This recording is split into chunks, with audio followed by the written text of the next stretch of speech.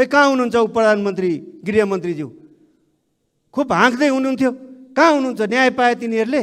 मान्य सदस्यले बडो संवेदनशील भएर प्रश्न राख्नु भएको छ, म धन्यवाद भन्न चाहन्छु। छिमेकीले चन्द्रमामा यान पठाउँदा मेरो देशले खाडीमा जवान पठाउन बाध्य छ। राज्यले दबाब रहित तरिकाले निष्पक्ष छानबिन अघि बढाएकै कारण अहिले जनतामा सुशासन सम्भव छ भन्ने एउटा नयाँ आशा पलाएको हो भन्ने कुरा पनि म स्पष्ट गर्न चाहन्छु। बिना पूर्जे बिना सूचना धरपकड गर्छ, लगेर थुन्ने काम गर्छ, हुर्मुत लिने काम गर्छ, अपमान गर्छ, सार्वजनिक रूपमा बेइज्जती गर्छ।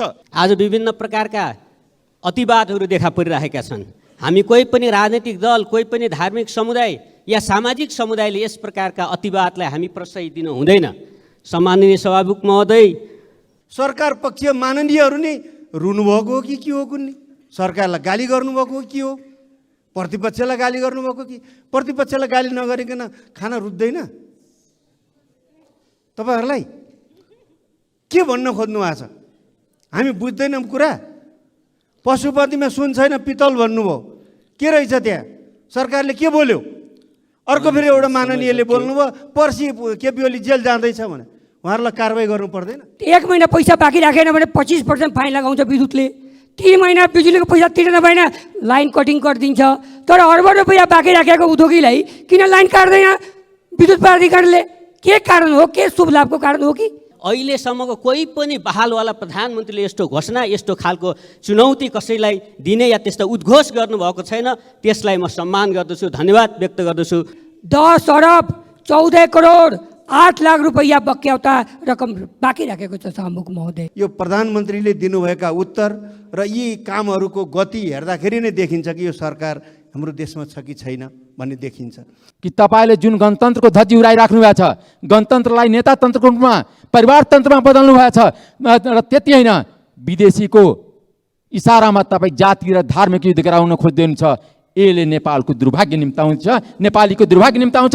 हामी नेपाल र नेपालीको लागि चिन्तित छौँ, यो सरकारको लागि चिन्तित छैन। फेरि मलाई एकचोटि नारा लगाउन मन लागेको छ सभामुख महोदय, कतै यो वृद्ध भत्ता बन्द गर्ने प्रयत्न त गरिएको छैन? बिना पूर्जे बिना सूचना धरपकड गर्छ, लगेर थुन्ने काम गर्छ, हुर्मुत लिने काम गर्छ, अपमान गर्छ, सार्वजनिक रूपमा बेइज्जती गर्छ। सम्माननीय प्रधानमन्त्रीज्यूले जुन प्रकारले अभिव्यक्तिहरू दिनुभएको छ, म जातीय राज्यको पक्षमा छु। तपाईहरु जाग्नुहोस्, उठ्नुहोस्। तपाईहरुले मलाई बल दिनुपर्ने बेला आएको छ, बल दिनुहोस्। म यो मुलुकमा जातीय राज्य स्थापित गर्छु। हाम्रो पार्टीलाई बहुमत दिनुहोस्। म यो देशमा जातीय राज्य स्थापित गराइ छाड्छु जस्ता अभिव्यक्तिहरू निरन्तर रूपमा दिँदै आउनु भएको छ। यो असंवैधानिक त यो अभिव्यक्ति छँदैछ। सँगसँगै मुलुकमा मिलेर बसेका दाजुभाइहरूलाई आपसमा विद्वेष फैलाउने र मुलुकमा हिंसा भड्काउने, देशमा अराजकताको स्थिति सिर्जना गर्ने र मुलुकमा ठुला ठुला त्रासदीपूर्ण अवस्था सिर्जना गर्ने काममा स्वयं प्रधानमन्त्रीले मलजल गरिरहनु भएको छ। देशको प्रधानमन्त्री जस्तो जिम्मेवारीमा बसेको व्यक्ति यसरी आपसी दाजुभाइहरूका बीचमा विद्वेष र घृणा फैलाउने काम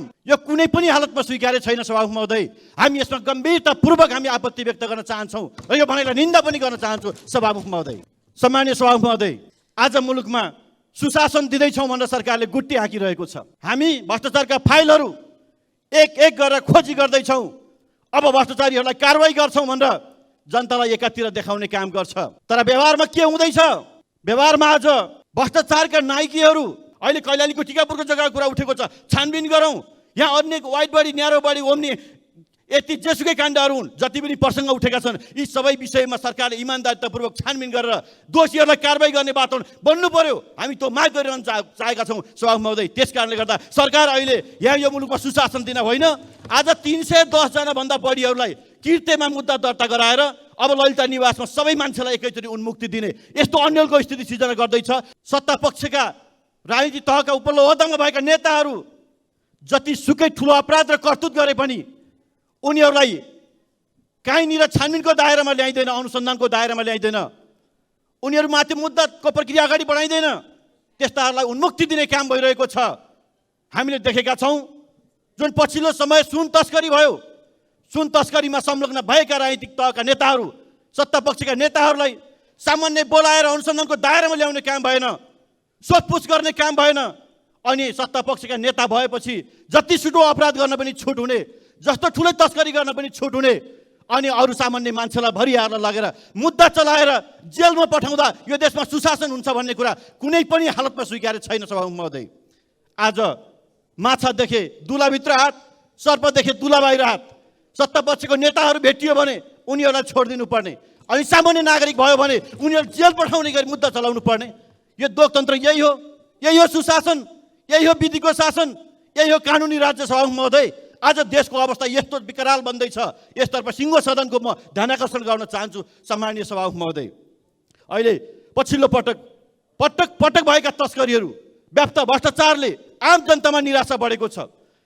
यति ठुलो निराशा बढेको छ कि सभामुख महोदय, हामीले विगतमा पटक सङ्घर्ष गरेर ल्याएको बहुदल लोकतन्त्र, गणतन्त्र, सङ्घीयता, समावेशिता जति उपलब्धिहरू हामीले हासिल गऱ्यौँ, यी उपलब्धिहरू समेत भविष्यमा गुम्न सक्ने जोखिमहरू बढ्दैछन्। आज राजनीतिक तहका नेताहरूमाथि अविश्वास बढिरहेको छ। यो व्यवस्थामाथि नै एउटा चुनौती थपिने अवस्था सिर्जना हुँदैछ। यो सत्ताको रवैयाको कारणले यो अवस्था सिर्जना भएको छ।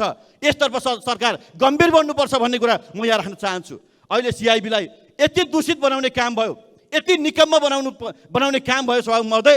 आज सुन तस्करीमा सत्ता पक्षका नेता देखिएपछि सिआइबीले त्यतापट्टि आँखा लगाउन सक्दैन, यस्तो अवस्था छ।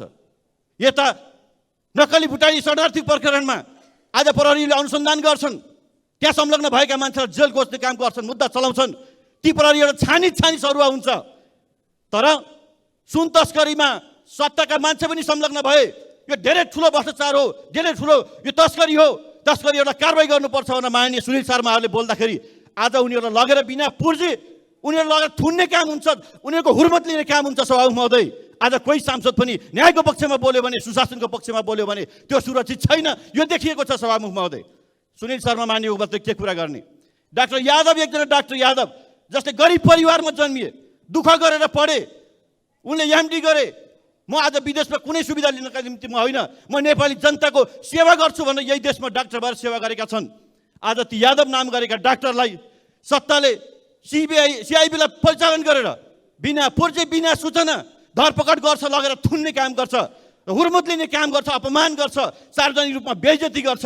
आज डाक्टरले भनिरहनु भएको छ, मेरो कानुनको अगाडि राज्यको केही लागेन, सरकारको केही लागेन, म छुटेँ। तर दुर्भाग्य आम जनताको बिचमा सार्वजनिक रूपमा मेरो भएको बेइज्जती म कसरी त्यसको क्षतिपूर्ति पाउँछु भनेर आज उहाँले रुनु भएको छ, बिलौना गर्नुभएको छ। आज डाक्टरहरूको त यो देशमा यो अवस्था छ भने अरू नागरिकको अवस्था के होला? यो कुरा सरकारले भन्नुपर्छ कि पर्दैन? म भन्न चाहन्छु सभामुख महोदय, मलाई लागेको थियो डाक्टरमाथि यति ठुलो अपमान हुँदाखेरि प्रधानमन्त्रीले यही रोस्टमा आएर गल्ती भयो भनेर माफी माग्नु होला भन्ने मैले ठानेको थिएँ। तर उहाँले टेर पुच्छर लाउनु भएन, सुन्न तयार हुनु भएन। हामीले जे गरेका छौँ हाम्रो अगाडि त्यो सही हुन्छ, हामीले जे गर्छौँ सही गर्छौँ, कसैको हाम्रो अगाडि कसैको आवाज अगाडि आउन सक्दैन भन्ने कोणबाट उहाँ प्रस्तुत हुनुभएको छ। यो अत्यन्तै दुर्भाग्यको कुरा हो। यो लोकतन्त्रको लागि, यो मुलुकमा सुशासनको निम्ति यो धेरै ठुलो चुनौतीको विषय भएको छ सभामुख महोदय। यो म यहाँहरूको बिचमा राख्न चाहन्छु। आज ललिता निवासमा अनौठा किसिमको नाटक भयो। ठुला भ्रष्टाचारीका नायकीहरूलाई अदालतले पक्र छानबिन गर भन्दाखेरि छानबिन गर्दैन। अब अहिले सङ्गठित अपराधमा मुद्दा को म्याद थप गरिन्छ, 60 दिनसम्म करिब राखिन्छ, थुनामा राखिन्छ। अहिले के मिलोमेतो भयो, के लेनदेन मिल्यो? अहिले उनीहरूलाई सङ्गठित अपराधबाट होइन, उनीहरूलाई कृत्यमा मुद्दा चलाउने काम भएको छ। यदि कृत्य थियो भने किन 60 दिनसम्म थुनामा राख्नु पर्यो?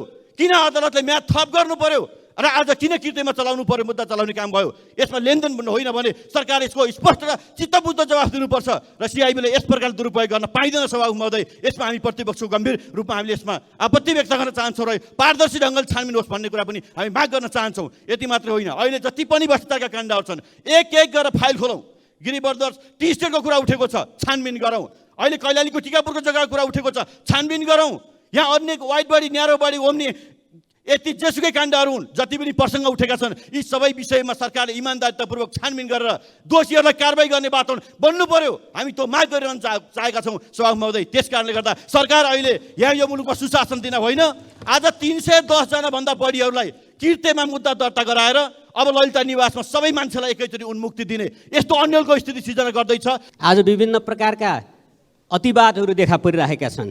हामी कोही पनि राजनैतिक दल, कोही पनि धार्मिक समुदाय या सामाजिक समुदायले यस प्रकारका अतिवादलाई हामी प्रश्रय दिन हुँदैन। सम्माननीय सभामुख महोदय, खोइ कहाँ हुनुहुन्छ प्रधानमन्त्री, गृहमन्त्रीज्यू? खुब हाँक्दै हुनुहुन्थ्यो, कहाँ हुनुहुन्छ? न्याय पाए तिनीहरूले? सरकार पक्षीय माननीयहरू नि रुनुभएको हो कि के हो कुन्नी? सरकारलाई गाली गर्नुभएको के हो? प्रतिपक्षलाई गाली गर्नुभएको कि? प्रतिपक्षलाई गाली नगरिकन खाना रुच्दैन? तपाईँहरूलाई के भन्न खोज्नु भएको छ? हामी बुझ्दैनौँ कुरा। पशुपतिमा सुन छैन पितल भन्नुभयो, के रहेछ त्यहाँ? सरकारले के बोल्यो? अर्को फेरि एउटा माननीयले बोल्नुभयो पर्सि केपी ओली जेल जाँदैछ भने उहाँहरूलाई कारवाही गर्नु पर्दैन? यो प्रधानमन्त्रीले दिनुभएका उत्तर र यी कामहरूको गति हेर्दाखेरि नै देखिन्छ कि यो सरकार हाम्रो देशमा छ कि छैन भन्ने देखिन्छ। यो सरकार यस्तो काममा उद्धत छ कि अब कोशी प्रदेशबाट त उसले कुनै सुरु गरिसक्यो।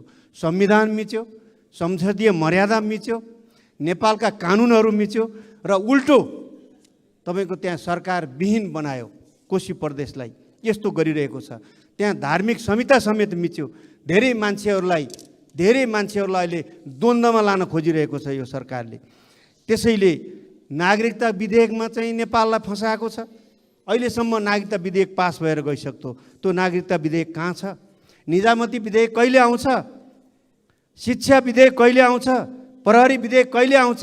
मिटर ब्याजी पीडित र सहकारी पीडितले न्याय पाए? खोइ कहाँ हुनुहुन्छ प्रधानमन्त्री गृहमन्त्रीज्यू? खुब हाँक्दै हुनुहुन्थ्यो। कहाँ हुनुहुन्छ? न्याय पाए तिनीहरूले?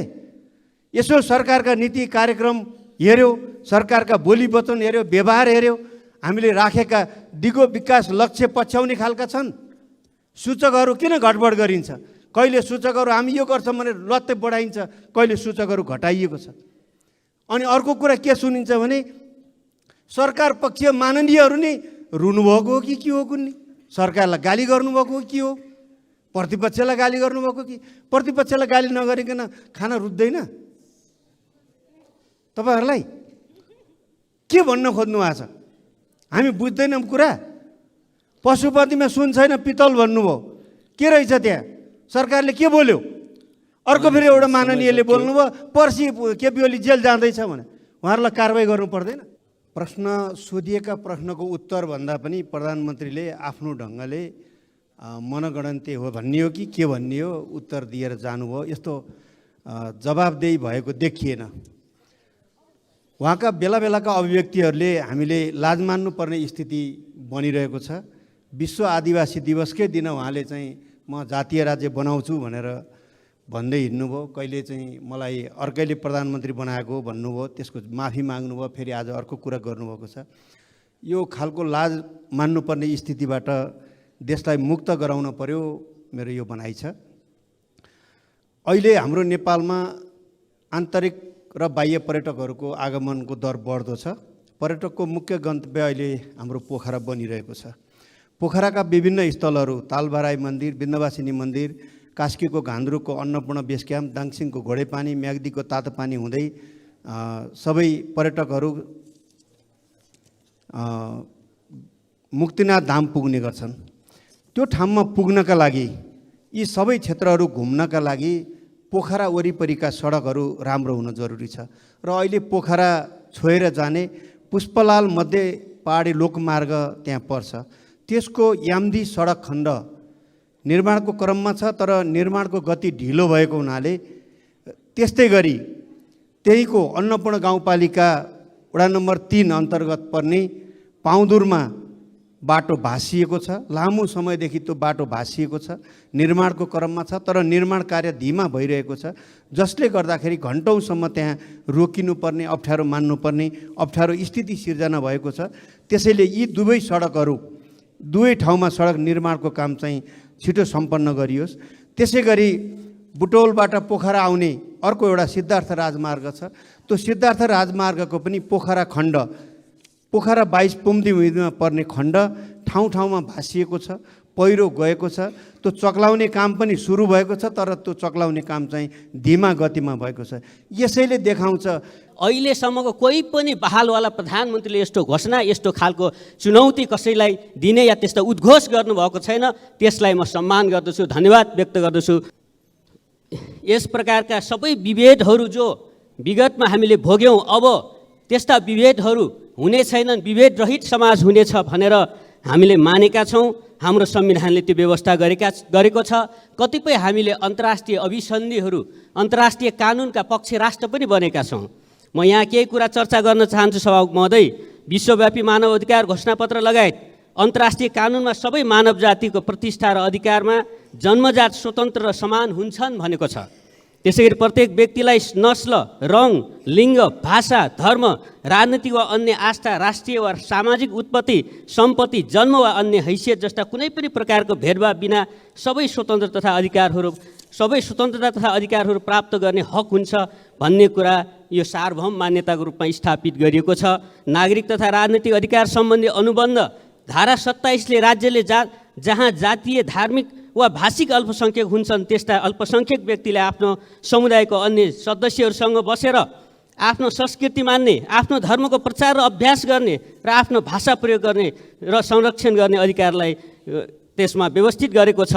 र सन् 1991 को राष्ट्रसङ्घीय अल्पसङ्ख्यक घोषणापत्र मार्फत अल्पसङ्ख्यकको अधिकारलाई अन्तर्राष्ट्रिय मान्यता प्रदान गरेको छ। सम्माननीय सभामुख महोदय, यसरी नै हाम्रो संविधानको मूल्य र मान्यता, यही मूल्य मान्यता अन्तर्राष्ट्रिय अभिसन्धिहरू, कानुनहरूका मान्यताहरूलाई हामीले पनि आत्मसात गरेका छौँ र हाम्रो संविधानको भाग 1 धारा 3मा यसैलाई हामीले अभिव्यक्त गरेका छौँ। नेपाललाई बहुजाति, बहुभाषी, बहुधार्मिक, बहुसांस्कृतिक विशेषता र धारा 4मा धर्मनिरपेक्षता, समावेशी लोकतान्त्रिक गणराज्य भनेको छ। उक्त धारा 4मा धर्मनिरपेक्षता भन्नाले सनातनदेखि चलिआएको धर्म संस्कृतिको संरक्षण लगायत धार्मिक सांस्कृतिक स्वतन्त्रता सम्झनुपर्छ भनेर परिभाषित गरिएको छ। भाग 5मा मौलिक हक अन्तर्गत धारा 18मा प्रत्येक नागरिकको स्वतन्त्रताको हक, धारा 24मा छुवाछुत विरुद्धको हक, धारा 26मा धार्मिक स्वतन्त्रताको हक र धारा 32मा भाषा र संस्कृतिको हकको ग्यारेन्टी गरेको छ।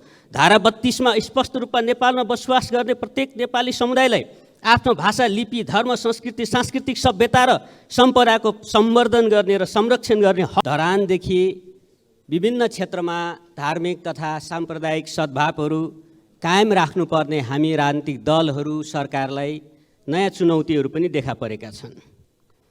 नेपाल खास गरी मङ्गोल, खसारे, द्रविड, आग्नेली गरेर 4 महावंशहरूको सङ्गम स्थल हुनु हाम्रो गौरवको विषय हो। सम्माननीय सभामुख महोदय, यसैलाई आत्मसात गर्दै हाम्रो संविधानले नेपाल बहुजातीय, बहुधार्मिक, बहुसांस्कृतिक विविधतायुक्त देशको रूपमा हामीले संवैधानिक व्यवस्था गरेका छौँ। त्यही रूपले चाहिँ हामीले हाम्रा सद्भावहरू, समन्वयहरू, सामञ्जस्यताहरू कायम गर्ने हाम्रा प्रतिबद्धताहरू रहेका छन्। विभिन्न समयका राजनीतिक आन्दोलनहरू 2007 साल, 2046 जनयुद्ध, 62-63 को जनआन्दोलन, आदिवासी जनजाति आन्दोलन, मधेस आन्दोलन लगायतका आन्दोलनहरूले हामी यस प्रकारका राजनीतिक परिवर्तनहरूले हामीले नयाँ उपलब्धिहरू हासिल गरेका छौँ, जसबाट हाम्रो देश धर्मनिरपेक्ष, गणतन्त्र, सङ्घीयता र समानुपातिक समावेशी देशको रूपमा र शासन व्यवस्थाको रूपमा हामी आज कार्य गरिरहेका छौँ, काम गरिरहेका छौँ। अनि यस्ता विविधताहरू बिच सहअस्तित्व खोजी गरिएको छ। सम्माननीय सभामुख महोदय, अन्तर्राष्ट्रिय कानुन, राष्ट्रिय कानुन र परम्परादेखि प्राप्त गरेको प्रत्येक समुदायको सांस्कृतिक स्वायत्ततालाई मध्यनजर गरेर नेपाल अन्तर्राष्ट्रिय कानुनको पक्ष राष्ट्र भएको नाताले र संविधान प्रदत्त धर्मनिरपेक्ष राज्य नागरिकको धार्मिक, भाषिक र सांस्कृतिक हकको प्रचलन गराउन र समय समयमा देखा पर्ने साम्प्रदायिक हिंसा लगायतका अवस्थाहरूलाई सम्बोधन गर्न कानुनी ढङ्गले नै यस्ता कुराहरूलाई निरूपण गर्नुपर्ने हुन्छ। त्यसको लागि नेपाल सरकारले एक शक्तिशाली आयोग बनाई यस विषयहरूको थप अध्ययन अनुसन्धान गरी राष्ट्रिय संस्कृति नीति के हुने र कस्तो हुने भन्ने जस्ता कुराहरू व्यवस्थित गर्नलाई एउटा चाहिँ कुनै आयोग मार्फत र यस अध्ययनहरू मार्फत एउटा नीति बनोस्। त्यसको लागि म नेपाल सरकारको ध्यानाकर्षण म सम्मान्य सभामुख मार्फत गराउन चाहन्छु। सभामुख महोदय, नेपाल सरकारले लिएको सुशासन, समृद्धि र सामाजिक न्याय सम्बन्धी नीति सही छ। यसमा प्रधानमन्त्रीजीले भर्खरै पनि राख्नुभयो। त्यसमा दृढतापूर्वक खास गरी सुशासनको मामिलामा अगाडि बढेको छु। त्यसमा स्वयं प्रधानमन्त्री, सिटिङ प्रधानमन्त्री या आफ्ना दलका कोही नेतातिर त्यो चाहिँ अनुसन्धानको सुई सोझिए पनि त्यसको लागि म तयार छु। त्यसको अनुसन्धान गर्न सम्बन्धित निकाय कम्पिटेन्ट अथोरिटीलाई मैले निर्देशन गरेको छु भन्नुभएको छ। अहिलेसम्मको कोही पनि बहालवाला प्रधानमन्त्रीले यस्तो घोषणा, यस्तो खालको चुनौती कसैलाई दिने या त्यस्तो उद्घोष गर्नुभएको छैन।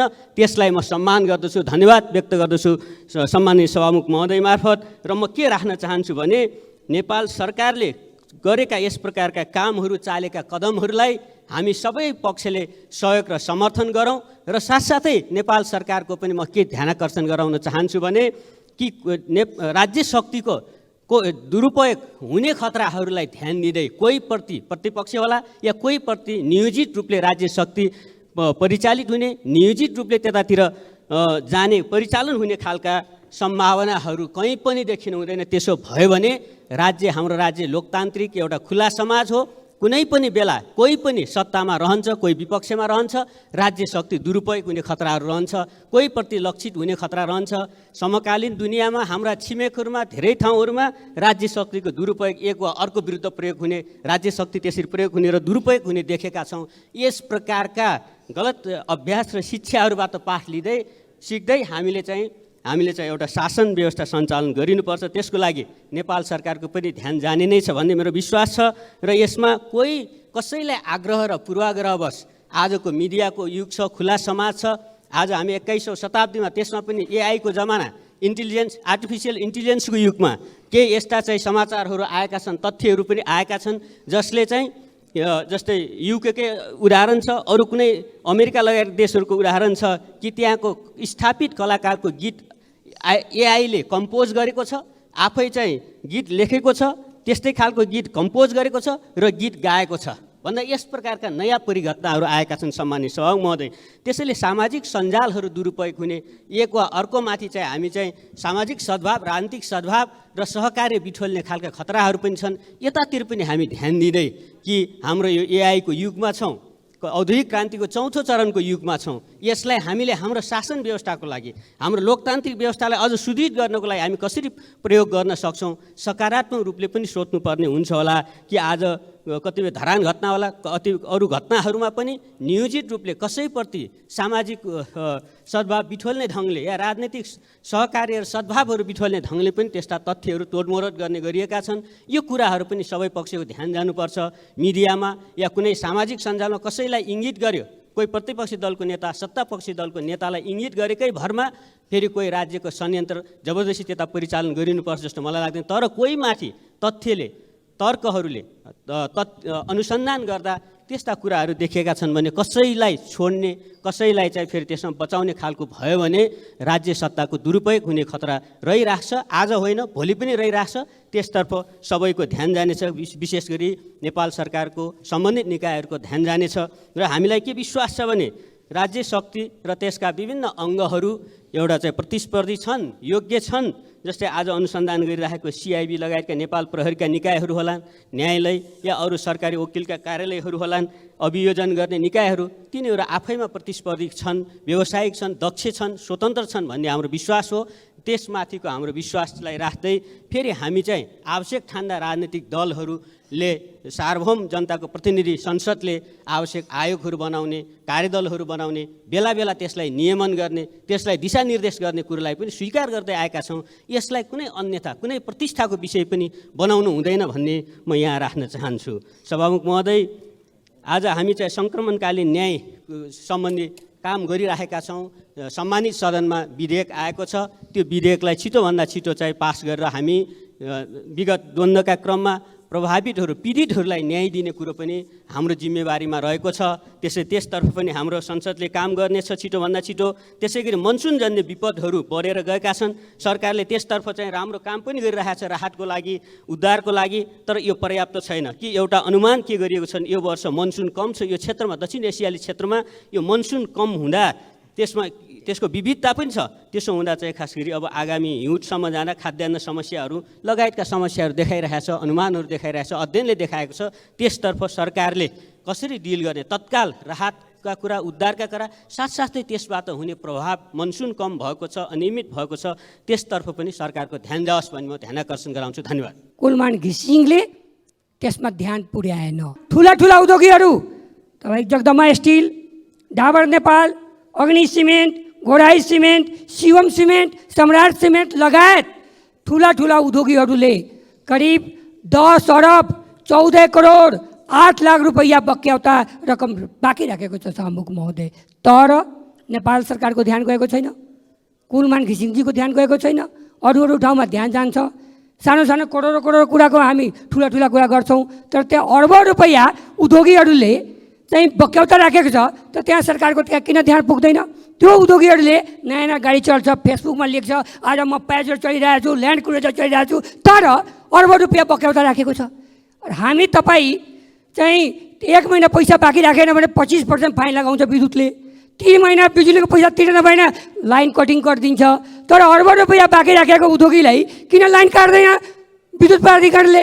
के कारण हो? के शुभ लाभको कारण हो कि यहाँका उद्योगपतिहरूले, यहाँका प्रतिष्ठित कार्यालयहरूले चाहिँ ट्रङ्क लाइन र डेडिकेटेड लाइन मार्फत चाहिँ बिजुली लियो, विद्युत चाहिँ लियो, तर अरबौँ रुपैयाँ बक्याउता तिरेन। नेपाल सरकारको ध्यान किन गएन त अहिलेसम्म? त्यसमा धेरैजसो इस्युहरू बिचबिचमा उठे पनि सरकारको त्यसमा ध्यान गएन।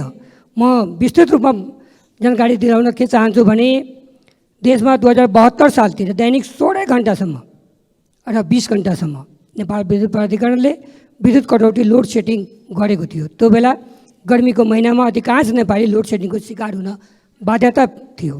लोड सेटिङ भएको बेला नेपाल विद्युत प्राधिकरणले एउटा नीति बनायो। नीति के थियो भने उद्योगीहरूले दैनिक 20 घन्टासम्म प्रिमियम शुल्क तिरेर डेडिकेटेड फिडरबाट बिजुली लिन सकिनेछ।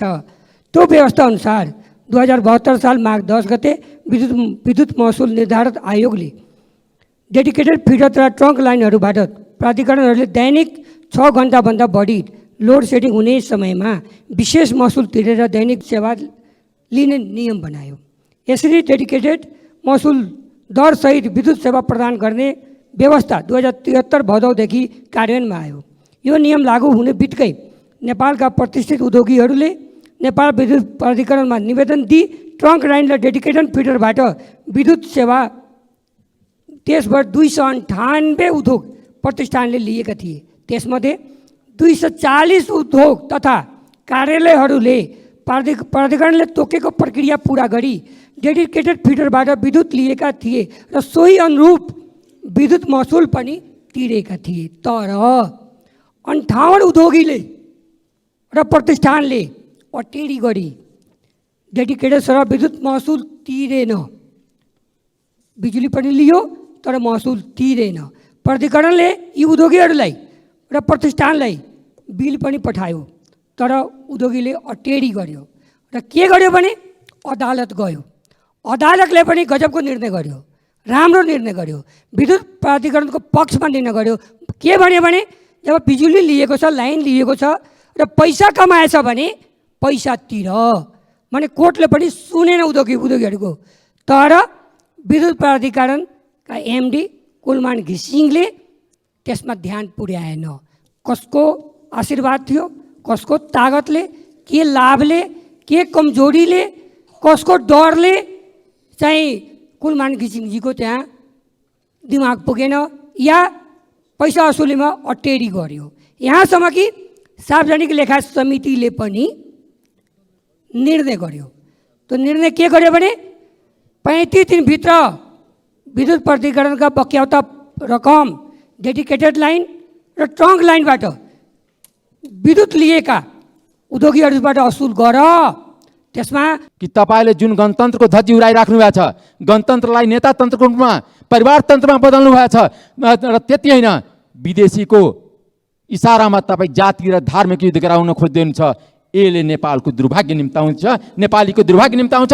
हामी नेपाल र नेपालीको लागि चिन्तित छौँ, यो सरकारको लागि चिन्तित छैन। गणतन्त्र भनेको त गण भनेको जनता हुन्छ, जनतन्त्र हुन्छ। जनताको शासनमा नेतातन्त्र कसरी भयो? नेताको छोरीले या प्रधानमन्त्रीको छोरीले कहाँबाट त्यो अधिकार पाउँछ हरेक मिटिङमा बस्नले? म प्रश्न गर्न चाहन्छु, हामी कस्ता व्यवस्था गर्छौँ? कुनै प्रधानमन्त्रीको श्रीमती हरेक बैठकमा कसरी बस्न पाउँछन्? हरेक डिल यो अथोरिटी विदाउट एकाउन्टेबिलिटी जुन चलिरहेछ, यसको लागि सबभन्दा गणतन्त्रको खतरा त्यहाँबाट छ। गणतन्त्रको खतरा छ भने यहीँ केही सीमित 4-5 जना नेता र उसको परिवारको बच्चाहरूबाट छ। कि जम्मैका भ्रष्टाचारको जरो त्यही छ। दोस्रो कुरामा विषयमा आउन चाहन्छु सभामुख महोदय, कुनै पनि भ्रष्टाचार काण्ड अन्तिम टुङ्गोमा किन पुगेन? म प्रश्न गर्न चाहन्छु सभामुख मार्फत सरकारको प्रधानमन्त्री मन्त्रीहरूसँग, चाहे त्यो ललिता निवास होस्, चाहे भुटानी शरणार्थी काण्ड होस्, चाहे सुन काण्ड होस्, किन अन्तिमसम्म पुग्दैन? किन कसैलाई कोर्टले आदेश गरे पनि त्यसलाई कारबाही गरिँदैन? किन त्यत्रो सिआइबीले रिपोर्ट बनाउँदाखेरि त्यसलाई बयानको लागि बोलाउँदैन? के सरकारको संयन्त्र कठपुतली हो? केही सीमित नेताको कठपुतली हो? हामी यहाँ आएर बोल्ने र नेताहरूले त्यसलाई आफ्नो अधीनको संस्था बनाउने, यसबाट लोकतन्त्र खतरा छ। लोकतन्त्र आज विदेशीको जुन तरिकाले हस्तक्षेप नेपालमा भइरहेछ, नेपालको इतिहासमा पहिलोचोटि यति हस्तक्षेप भइरहेछ। यति कमजोर सरकार नेपालमा मैले देखेको थिएन। मेरो जति उम्र छ यहाँको नेपालको अध्ययन गर्दाखेरि नेपालको सरकार अहिले सबभन्दा वैदेशिक हस्तक्षेपको निमन्त्रणकर्ता हुन् र यहाँ जातीय र धार्मिक द्वन्द्व गराउन खोज्दैछ सरकारको सहभागितामा, सरकारको सक्रियतामा। सरकारलाई म आह्वान आगाह गर्न चाहन्छु कि तपाईँले जुन गणतन्त्रको धज्जी उडाइराख्नु भएको छ, गणतन्त्रलाई नेतातन्त्रको रूपमा, परिवारतन्त्रमा बदल्नु भएको छ र त्यति होइन, विदेशीको इसारामा तपाईँ जाति र धार्मिक युद्ध गराउन खोज्दै हुनुहुन्छ। यसले नेपालको दुर्भाग्य निम्ताउँछ, नेपालीको दुर्भाग्य निम्ताउँछ। हामी नेपाल र नेपालीको लागि चिन्तित छौँ, यो सरकारको लागि चिन्तित छैन, नेताको लागि चिन्तित छैन। नेताहरूको त 6 महिना सालभरमा आफै थाहा हुन्छ कस्तो स्थिति हुन्छ। तर अहिले जुन परिवारतन्त्र चलिरहेछ, जुन भ्रष्टाचार तन्त्र चलिरहेछ, मेरो प्रश्न छ कि पोखरा एयरपोर्ट, एक मिनटमा रिक्वेस्ट गर्न चाहे सभामुख महोदय, पोखरा एयरपोर्टको कारवाही हुन्छ कि हुँदैन? यति यिनीहरू सबैको हुन्छ कि हुँदैन? वाइट बडीको कारवाही हुन्छ कि हुँदैन? भ्रष्टाचार कम्तीमा यो भ्रष्टाचारको जुन विभिन्न जालो छ, जो सर्वदलीय भ्रष्टाचारको रूपमा भएछ, नेपालको भ्रष्टाचार आज विदेशीको जुन तरिकाले हस्तक्षेप नेपालमा भइरहेछ, नेपालको इतिहासमा पहिलोचोटि यति हस्तक्षेप भइरहेछ। यति कमजोर सरकार नेपालमा मैले देखेको थिएन।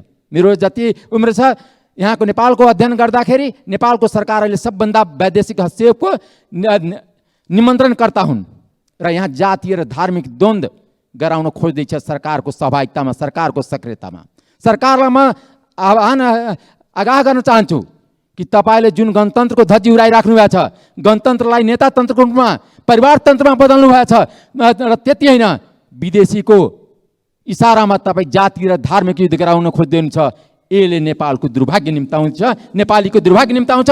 हामी नेपाल र नेपालीको लागि चिन्तित छौँ, यो सरकारको लागि चिन्तित छैन। फेरि मलाई एकचोटि नारा लगाउन मन लागेको छ सभामुख महोदय, कतै यो वृद्ध भत्ता बन्द गर्ने प्रयत्न त गरिएको छैन? सुन तस्करका नाइकेहरूलाई कारवाही गर, भ्रष्टाचारीहरूलाई कारवाही गर, नेपालीहरूलाई भुटानी शरणार्थी बनाएर विदेशमा बेच्ने र अरबौं डलर कमाउने ती व्यक्तिहरूलाई कारवाही गर, ललिता निवासका निर्णयकर्ता लगायत अन्य जग्गाको माध्यमबाट तस्करी गर्नेहरूलाई कारवाही गर, जातीय सद्भाव, धार्मिक सहिष्णुता कायम गर, नेपाली जनताको सामाजिक सद्भाव सहितको राष्ट्रिय एकता कायम गर।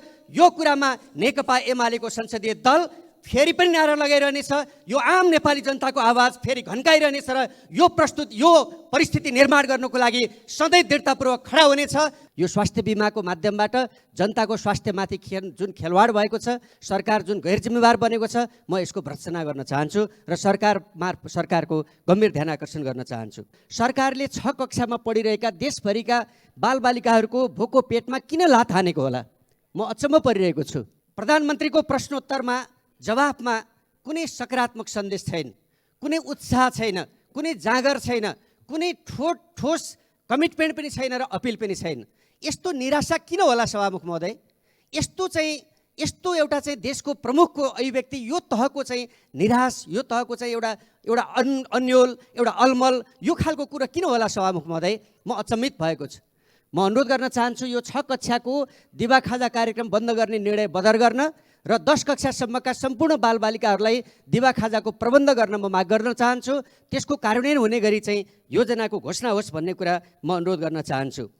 आज हामीले चाहिँ यो देशभरिको चाहिँ अहिले यो वृद्धहरूको लगत निकाल्ने, कतै यो वृद्ध भत्ता बन्द गर्ने प्रयत्न त गरिएको छैन। मुटु रोगीका, किडनीका बिरामीहरूका सेवाहरूलाई, निःशुल्क डायलिसिसको सेवाहरूलाई बन्द गर्नेतर्फ सरकार जाँदै त होइन। म सरकारको ध्यान आकर्षण गर्न चाहन्छु, यस्तो गर्न पाइँदैन। यस्तो तरिका चाहिँ बन्द हुनुपर्दछ र जनताले निर्बाध रूपले स्वास्थ्य सेवा पाउनुपर्छ भन्ने कुरा म आग्रह गर्न चाहन्छु। सभामुख महोदय, म आज एउटा यो संसद मार्फत सबैलाई आम निमन्त्रणा पनि गर्न चाहेको छु। विक्रम सम्वत विक्रम सम्वत 1872 पाल्पाको नुवाकोट र रूपन्देहीको जितगढी क्षेत्रमा यो एङ्ग्लो नेपाल वार भयो। पाल्पाका उजिर सिंह थापाको नेतृत्वको टिमले बेलायती सेनालाई पराजित गर्यो। त्यसको खुसियालीमा पाल्पामा 1876 रणउजेश्वरी भगवती मन्दिरको रथयात्रा प्रारम्भ भएको छ। मन्दिर तयार भएर 1877 कृष्ण जन्माष्टमीको दिन पारेर यो रणउजेश्वरी भगवती रथयात्रा सुरु भएको छ र यो वर्ष भदौ 21 गते यो मिति परेको छ। नेपालको यो चाहिँ भोटो हेर्ने जात्रामा, नेपालको घोडे जात्रामा राष्ट्रपति, उपराष्ट्रपति, सभामुख, प्रधानमन्त्री लगायत विशिष्ट व्यक्तिहरूको उपस्थित हुने चलन छ। म यो सदन मार्फत सरकारको ध्यानाकर्षण गर्न चाहन्छु। यो पाल्पाको ऐतिहासिक, धार्मिक र राजनीतिक र हरेक हिसाबले महत्त्व रहेको यो रणउजेश्वरी भगवती रथयात्राको अवसरमा हाम्रो नेपालका सम्माननीय प्रधानमन्त्री, सभामुख र सम्माननीय राष्ट्रपति सहितको उच्च पदस्थ व्यक्तिहरूको उपस्थित हुने प्रबन्ध गर्नको लागि र यसलाई नियमित गर्न म यो सदन मार्फत सरकारको ध्यानाकर्षण गर्न चाहन्छु र माग पनि गर्न चाहन्छु। सभामुख महोदय, आज चाहिँ हामीले सम्माननीय प्रधानमन्त्रीज्यूको प्रश्नोत्तर कार्यक्रम सुन्यौँ। प्रधानमन्त्रीको प्रश्नोत्तरमा जवाफमा कुनै सकारात्मक सन्देश छैन, कुनै उत्साह छैन, कुनै जाँगर छैन, कुनै ठोस कमिटमेन्ट पनि छैन र अपिल पनि छैन। यस्तो निराशा किन होला सभामुख महोदय? यस्तो एउटा चाहिँ देशको प्रमुखको अभिव्यक्ति यो तहको चाहिँ निराश, यो तहको चाहिँ एउटा अन्यल, एउटा अलमल, यो खालको कुरा किन होला सभामुख महोदय? म अचम्मित भएको छु। हामीले चाहिँ भ्रष्टाचारका विरुद्धमा यो सदनमा एक प्रकारको आन्दोलन गर्नु पर्यो। यो उच्चस्तरीय छानबिन समिति बनाउने दिन मैले एकजना सत्तारूढ दलका नेताको टिप्पणी सुनेको थिएँ। यो उच्चस्तरीय छानबिन समिति बनाउने निर्णय प्रतिपक्ष दलको मुख छोप्नका लागि प्रदान गरिएको रातो रुमाल हो। प्रधानमन्त्रीको एक ठाउँमा अभिव्यक्ति सुनेको थिएँ कि मलाई प्रधानमन्त्री, बहुमतको प्रधानमन्त्री बनाउनुहोस्, देशलाई म जातीय राज्य दिन्छु। यो दुईटा अभिव्यक्तिबाट हामीले के बुझ्ने र आज देशमा धार्मिक सहिष्णुतामाथि, सामाजिक सद्भावमाथि भइरहेका यो कुरालाई कसरी हेर्ने, यो गम्भीर प्रश्न खडा भएको छ। त्यसैले आजको यो सदनमा फेरि मलाई एकचोटि नारा लगाउन मन लागेको छ सभामुख महोदय। म त्यो नारा जनताको, आम नेपाली जनताको आवाजलाई नारा मार्फत घन्काउन चाहन्छु कि सुन तस्करका नाइकेहरूलाई कारवाही गर, भ्रष्टाचारीहरूलाई कारवाही गर, नेपालीहरूलाई भुटानी शरणार्थी बनाएर विदेशमा बेच्ने र अरबौं डलर कमाउने ती व्यक्तिहरूलाई कारवाही गर, ललिता निवासका निर्णयकर्ता लगायत अन्य जग्गाको माध्यमबाट तस्करी गर्नेहरूलाई कारवाही गर, जातीय सद्भाव, धार्मिक सहिष्णुता कायम गर, नेपाली जनताको सामाजिक सद्भाव सहितको राष्ट्रिय एकता कायम गर। यो कुरामा नेकपा एमालेको संसदीय दल फेरि पनि नारा लगाइरहनेछ। यो आम नेपाली जनताको आवाज फेरि घन्काइरहनेछ र यो परिस्थिति निर्माण गर्नको लागि सधैँ दृढतापूर्वक खडा हुनेछ। म सभामुख मार्फत सरकारको ध्यान आकर्षण गराउन चाहन्छु। धन्यवाद।